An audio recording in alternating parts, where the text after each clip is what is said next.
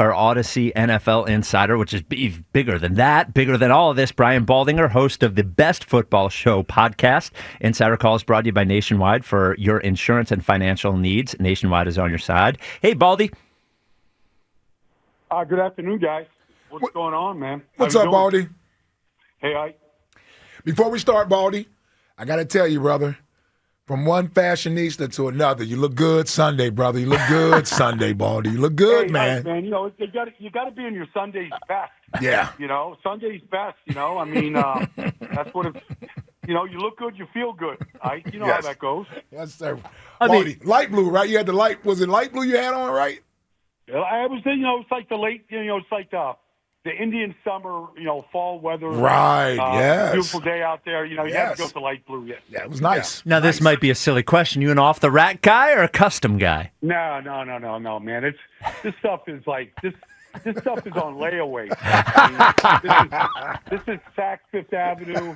Like they're sending all the cutouts to Italy. The fabrics, yeah. I remember for my next lifetime. I remember the first time I thought to myself, I'll get a custom suit, and then they told me how much. I said, you know what? I won't. I can fit stuff off the rack. Yep. So Baldy, simple question. What was the biggest difference to you in the Philadelphia Eagles offense in the first half of the Rams game and the second half of the Rams game? Well, I mean, they attacked in the second half from the get-go. They opened it up and through the, attacked in the passing game, and they went after Emmanuel Forbes. They went after Darius Williams. Like, they didn't hold back, and that's something they didn't do at all in the first half. And so they heard all the boos as they were going into that locker room at halftime. It was a dismal performance. But I said last week, like, if A.J. Brown isn't wearing out Emmanuel Forbes, they're not trying. There's nothing that kid – he's a good player. There's nothing he can do to stop A.J. And so, they opened it up. They got Fred Johnson at right tackle. The protection was excellent with him out there. Did a great job against Jared Verse. And they went back and, they put the passing game in the offense, and that was the difference. So when you say this, because this is something I think we've been trying to figure out, when you say they were aggressive, is that they're calling the game more aggressively, or Jalen is being more aggressive with his decisions to throw the ball? Both. Okay. Both, because they call a lot of those plays in the first 2.5 games, and Jalen just wasn't going to. They were playing with the lead for the most part in all those games. He wasn't going to put the ball in harm's way. They got the one, takeaway on the, the hit by Verse and, the fumble. And next thing you know, it's, 26-7.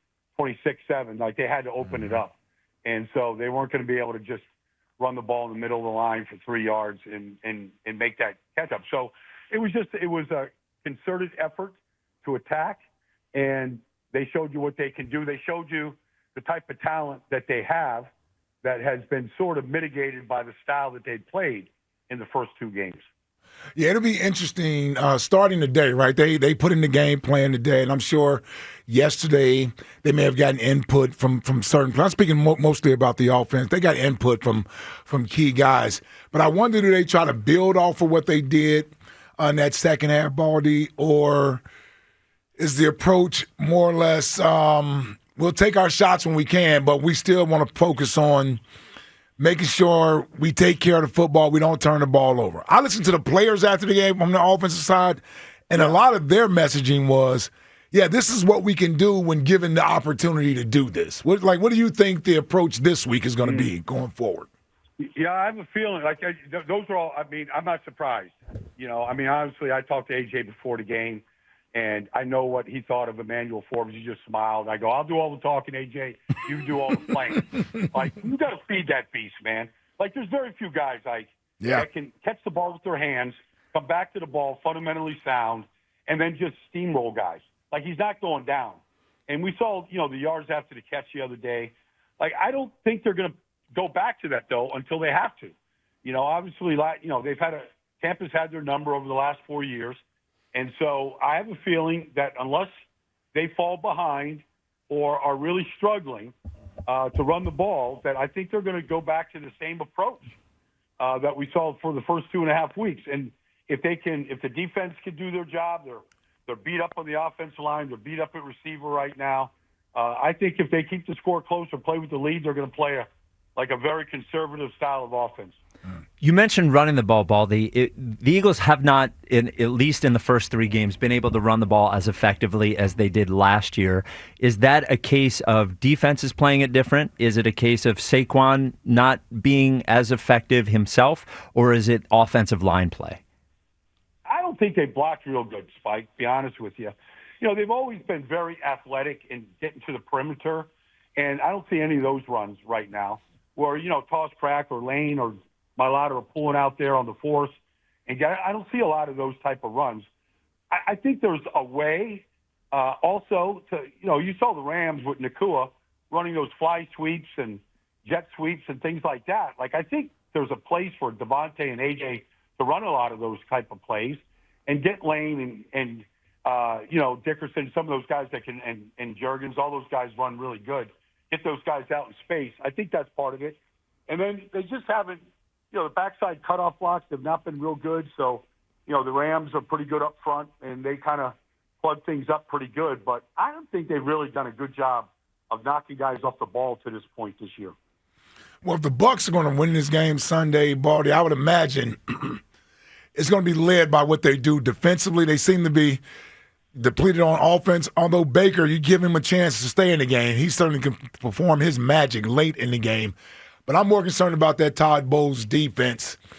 How do we sort of combat what he's going to do? We know he's going to bring pressure, right? And it seems like the Eagles have been getting blitzed a lot. What do you think we need to do this week to sort of, I guess, counter what Todd Bowles is going to try to do to us? They ran the same weak side Fox blitz against the Jets 6 times, and they hit the quarterback all 6 times last week. I mean, Todd's going to find a blitz. I mean, it was with Jacob Parrish, the rookie slot defender. It was with Antoine Winfield. They brought the weak side linebackers to the back, had to step up and get him, and the slot defender came free every time. Like, he thinks Jalen reads the rush. Like, he's going to blitz him. I don't know what combination he's going to come at him with, but he's going to blitz him. And they're going to get Hassan one-on-one with the back. Hassan's playing pretty good right now. Like, they're going to find something that's going to work. He's going to keep throwing it at him. And it's a question of, if you beat them with it, they'll back off. But if you don't, they're just going to keep coming. Yep. And if Todd thinks that Jalen's going to read the rush and drop his eyes and not look down the field, he'll bring a blitz every time. And so it's a question of really, do they have an answer for it? I watch these teams around the league, like the Chargers. You want to blitz the Chargers? It's like Herbert and Keenan Allen, these guys, they got an answer for it. They don't miss. And I think the Eagles got to show Todd Bowles that, they've got an answer to the blitzes that they have. And so it's going to be a big part of, if they have good success this week, it's going to be a big part of it, being able to handle it and have an answer for it. Brian Baldinger with us. Remember, Insider Call is brought to you by Nationwide for insurance and financial needs. Nationwide is on your side. Over to the defense, Baldy. The Eagles defense has made some big plays in big spots. But in the Dallas game, Dallas moved the ball pretty well against them until that lightning delay. And the Rams game, they moved the ball more than I expected. And, Matt Stafford is more accurate on a couple of those throws, throwing the ball as well. What are you seeing out of the Eagles defense? And is there some optimism that as the season goes on, maybe it tightens up a little bit? Well, they were horrible against the run for the first 3 quarters of that game. They weren't getting off blocks, which is, and they played the reduced front, so they still, and that was like 2 backup guards in there for the most part for the Rams. That was disappointing to see what Tyron and Blake Corum did to them. They gassed them pretty good on a regular basis. And so, they want to play their safeties deep and make you run them out of it to prevent the deep shots to Nakua and to Devontae Adams, which for the most part they did. I thought Stafford was off, especially that first interception. Zach Bond was looking at him the whole way on that double slant. And Bond, that might have been the difference in the game. That led to the Eagles' touchdown. But I thought they were not very good at getting off blocks for at least the first 3 quarters of that game. That's got to improve.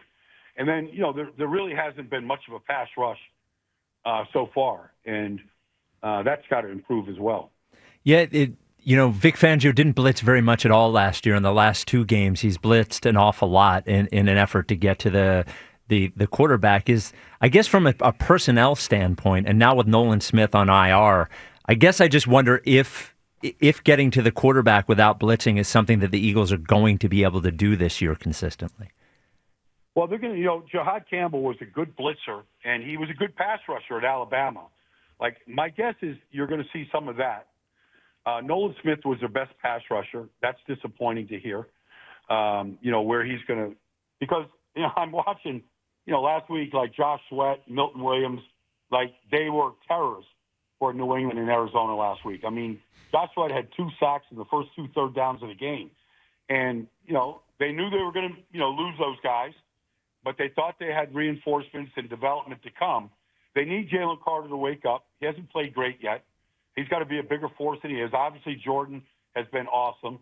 He's been their best defensive lineman, but they need more off the edge. And so Vic will send the pressure, and more than likely it's going to be their inside linebackers in some combination attacking in some way. But, right now, Tampa was playing a backup to a backup at right guard, a backup to a backup at right tackle. Their starting centers at left tackle. It might change if Tristan Wirfs gets back there this week. But this would be a week that if they play the same 5 that finished the game last week against the Jets, if they can't get to Baker against this group, then I'd say it's something to really be concerned about. What do you think's going to happen with this game on Sunday, Baldy? The Bucs have certainly had the Eagles' number. I think that it's one of those teams that we as fans are nervous facing. Yeah. Do you think this is a spot where the Eagles come away with a win in Tampa? I like the way Tampa finishes these games right now. They're not blocking field goals to win. They're taking the ball down the field, and Baker is just executing. I like the way Tampa's playing right now as a group. Now, they have a lot of injuries, and they're playing a lot of rookies. Jacob Parrish, Benjamin Morrison, 2 rookies that are playing in the secondary right now. They're playing kids that have never played on the offense. Elijah Klein at left guard. I mean, they're playing kids that have never played, guys off the practice squad.